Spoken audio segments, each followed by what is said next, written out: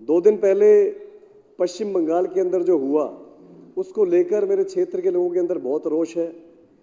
सभी लोग मेरे से फोन कर करके पूछ रहे हैं कि ये किस तरीके का भारत भाजपा बनाना चाहती है। 2 दिन पहले पश्चिम बंगाल के अंदर भाजपा के एक बड़े नेता शुभेंदु अधिकारी ने एक ईमानदारी से ड्यूटी कर रहे सिख अधिकारी को खालिस्तानी बोल के रोकना चाहा। अध्यक्ष, ये किस तरीके का भारत भाजपा बना चुकी है जो पूरी तरह से अलोकतांत्रिक है। और इन भाजपाइयों को मैं बताना चाहता हूं कि जिस पगड़ी पर आप देखकर खालिस्तानी का कमेंट कर रहे थे, इस पगड़ी का इतिहास पहले जान लो। हमारे डीएनए में है कि हम तानाशाही के आगे नहीं झुकेंगे। इसकी शुरुआत आज से 500 से ज्यादा साल पहले श्री गुरु नानक देव जी जो हमारे पहले रहबर थे, उन्होंने बाबर के दरबार में, अध्यक्ष जी तब जमाना ये होता था कि जो बादशाह ने कह दिया, तब तो पूरी तानाशाही थी कि इसका सिर कलम कर दो तो कर दिया जाएगा, फिर कोई वकील दलील नहीं चलेगा। उस माहौल के अंदर भी गुरु नानक देव जी ने बाबर को जाबर बोला था और उनकी तानाशाही के आगे नहीं झुके थे। ये सिलसिला उसके बाद शुरू हुआ और चलता रहा। चलते चलते मैं फिर एक आगे का इतिहास दोहराता हूं कि 7 साल उम्र थी बाबा फतेह सिंह जी, जो गुरु गोबिंद सिंह जी के सबसे छोटे साहिबजादे थे। उनको वजीर खान ने कहा कि हमारा दीन कबूल लो, तो 7 साल के साहिबजादा बाबा फतेह सिंह जी ने कहा कि हमें मरना कबूल है, हम तुम्हारे आगे झुकेंगे नहीं। इतिहास गवाह है, बाबा फतेह सिंह जी को और बाबा जोरावर सिंह जी को दीवारों में चिनवा दिया गया था, पर इनके आगे झुके नहीं थे। तो ये हमारे डीएनए में। स्पीकर साहब, बात करें उसके बाद आज़ादी की लड़ाई की, तो करतार सिंह सराबा उस समय विदेश में थे। 15 साल की उम्र में उन्होंने गदर लहर में शामिल हुए, सक्रिय सदस्य बने और 19 साल की उम्र में फांसी का फंदा चूम गए थे, पर तानाशाही के आगे झुके नहीं थे। ये किस पगड़ी के ऊपर बार बार इल्जाम लगा रहे हैं। स्पीकर साहब, शहीद आजम भगत सिंह जी का बताया कि पूरे आज़ादी के इतिहास में एक ही बार किसी को शहीद आजम कहा गया है और वो भी पगड़ी वाले शहीद आजम भगत सिंह थे। स्पीकर साहब, बात करेंगे उधम सिंह जी की। 1919 में जलियांवाला बाग हत्याकांड हुआ, वहां हर धर्म के लोगों को मारा गया था, पर सिर्फ एक पगड़ी वाले के दिल में रोष पैदा हुआ और 1940 के अंदर जाके, लंदन के अंदर जाके उस माइकल एडवायर का कत्ल करके उसको उसके पापों की सजा देके उसका बदला लिया था। स्पीकर साहब, उसके बाद बात करूं 1962 के अंदर जब भाजपा इल्जाम तो लगा रही है, 1962 के अंदर जब भारत चीन का युद्ध हुआ, भारत वो युद्ध हारा, तब नेहरू जी ने नेशनल डिफेंस सिस्टम को मजबूत करने की बात की थी। तो पंजाब के तब के मुख्यमंत्री ने कहा था कि पंजाब खून भी देगा और पंजाब सोना भी देगा। ये बात ऑन रिकॉर्ड बता रहा हूं, जहां मर्जी गूगल में चेक करना। सदन के माध्यम से बताना चाहता हूं कि पूरे देश से 5 किलो और 327 ग्राम सोना इकट्ठा हुआ, पर इन पंजाब ने, इन पगड़ी वालों ने 252 किलो सोना, 2 कुंटल और 52 किलो सोना सिर्फ पंजाब वालों दे दिया।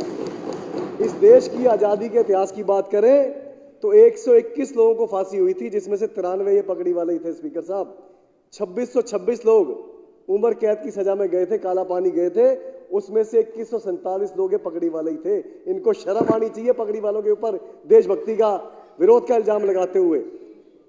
स्पीकर साहब, उसके आगे बढ़ूं तो ये नागपुर से ट्रेनिंग लेकर आए, हमें देशभक्ति सिखाएंगे, जो अपने वहां पर तिरंगा तक नहीं लगाते।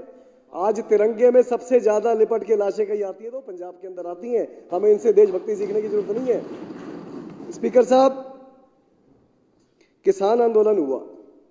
अब ऐसे तो अंग्रेज भी कह देते, आज ही कहते हैं जी पंजाब के किसानों को ज्यादा परेशानी हो रही है। ऐसे तो अंग्रेज कह देते जी पूरा देश गुलाम है, ये पंजाब वालों को क्यों दिक्कत हो रही है। 121 में से 93 सिखों को ही क्यों फांसी हो रही है, पंजाब वालों को क्यों परेशानी हो रही है। हमारे डीएनए में, हम तानाशाही के आगे झुकेंगे नहीं। स्पीकर साहब, 2 साल पहले 19 नवंबर 2021 को प्रधानमंत्री नरेंद्र मोदी जी ने पूरे देश के आगे माफी मांगी और कहा जी मैं तीनों खेती कानून वापस लेता हूं, और वादा किया जी किसानों की जो भी मांगे हैं वो पूरी करूंगा। आज क्या गलत हो रहा है, प्रधानमंत्री जी अगर अपनी बात से मुकर गए और किसान फिर सड़कों पे आकर आंदोलन कर रहे हैं, तो गलती तो प्रधानमंत्री जी की है। जो कमिटमेंट किया था, जो वादा किया था, उसको पूरा करें, किसान खुशी खुशी अपने खेतों में जाएं, की बढ़ोतरी के लिए, देश की उन्नति के लिए अपने कामों में लगेंगे। पर हर दिन तानाशाही के नए रिकॉर्ड कायम करने का जो भाजपा काम कर रही है, वो बहुत शर्मनाक है। स्पीकर साहब, इस देश की जल सेना, इस देश की थल सेना, इस देश की वायु सेना, हर सेना के सर्वोच्च पदों पर ये पगड़ी वाले बैठे हैं।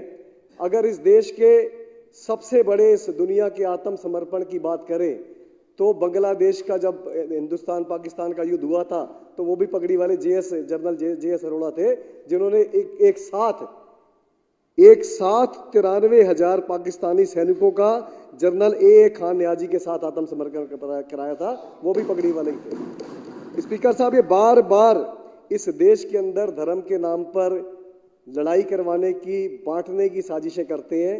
दरअसल धर्म के नाम पर इस देश को कोई बांटना चाहता है तो ये भाजपा ही है, इनके अलावा और कोई नहीं है। बाकी सारे देशवासी बहुत प्यार से, बहुत सुकून से रहना चाहते हैं।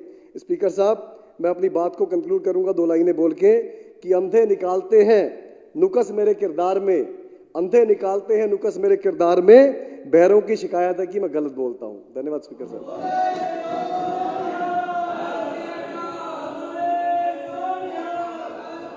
इस देश की आजादी के इतिहास की बात करें तो 121 लोगों को फांसी हुई थी, जिसमें से 93 ये पगड़ी वाले ही थे। स्पीकर साहब, 2626 लोग उम्र कैद की सजा में गए थे, काला पानी गए थे, उसमें से 2147 लोग ये पगड़ी वाले ही थे। इनको शर्म आनी चाहिए पगड़ी वालों के ऊपर देशभक्ति का, विरोध का इल्जाम लगाते हुए। स्पीकर साहब, उसके आगे बढ़ूं तो ये नागपुर से ट्रेनिंग लेकर आए, हमें देशभक्ति सिखाएंगे जो अपने वहां पर तिरंगा तक नहीं लगाते। आज तिरंगे में सबसे ज्यादा लिपट के लाशें कहीं आती है तो पंजाब के अंदर आती हैं। हमें इनसे देशभक्ति सीखने की जरूरत नहीं है। स्पीकर साहब, किसान आंदोलन हुआ, अब ऐसे तो अंग्रेज भी कह देते, आज ही कहते हैं जी पंजाब के किसानों को ज्यादा परेशानी हो रही है। ऐसे तो अंग्रेज कह देते जी पूरा देश गुलाम है, ये पंजाब वालों को क्यों दिक्कत हो रही है। 121 में से 93 सिखों को ही क्यों फांसी हो रही है, पंजाब वालों को क्यों परेशानी हो रही है। हमारे डीएनए में, हम तानाशाही के आगे झुकेंगे। स्पीकर साहब, 2 साल पहले 19 नवंबर 2021 को प्रधानमंत्री नरेंद्र मोदी जी ने पूरे देश के आगे माफी मांगी और कहा जी मैं तीनों खेती कानून वापस लेता हूं, और वादा किया जी किसानों की जो भी मांगे हैं वो पूरी करूंगा। आज क्या गलत हो रहा है, प्रधानमंत्री जी अगर अपनी बात से मुकर गए और किसान फिर सड़कों पे आकर आंदोलन कर रहे हैं तो गलती तो प्रधानमंत्री जी की है। जो कमिटमेंट किया था, जो वादा किया था उसको पूरा करें, किसान खुशी खुशी अपने खेतों में जाएं, देश की बढ़ोतरी के लिए, देश की उन्नति के लिए अपने कामों में लगेंगे। पर हर दिन तानाशाही के नए रिकॉर्ड कायम करने का जो भाजपा काम कर रही है वो बहुत शर्मनाक है। स्पीकर साहब, इस देश की जल सेना, इस देश की थल सेना, इस देश की वायु सेना, हर सेना के सर्वोच्च पदों पर ये पगड़ी वाले बैठे हैं। अगर इस देश के सबसे बड़े इस दुनिया के आत्मसमर्पण की बात करें तो बांग्लादेश का जब हिंदुस्तान पाकिस्तान का युद्ध हुआ था तो वो भी पगड़ी वाले जनरल जे एस अरोड़ा थे, जिन्होंने एक साथ 93,000 पाकिस्तानी सैनिकों का जनरल ए खान नियाजी के साथ आत्मसमर्पण कराया था, वो भी पगड़ी वाले ही थे। स्पीकर साहब, ये बार बार इस देश के अंदर धर्म के नाम पर लड़ाई करवाने की, बांटने की साजिशें करते हैं। दरअसल धर्म के नाम पर इस देश को कोई बांटना चाहता है तो ये भाजपा ही है, इनके अलावा और कोई नहीं है। बाकी सारे देशवासी बहुत प्यार से, बहुत सुकून से रहना चाहते हैं। स्पीकर साहब, मैं अपनी बात को कंक्लूड करूंगा 2 लाइनें बोल के कि अंधे निकालते हैं नुक्स मेरे किरदार में, अंधे निकालते हैं नुक्स मेरे किरदार में, बहरों की शिकायत है कि मैं गलत बोलता हूं। धन्यवाद स्पीकर साहब।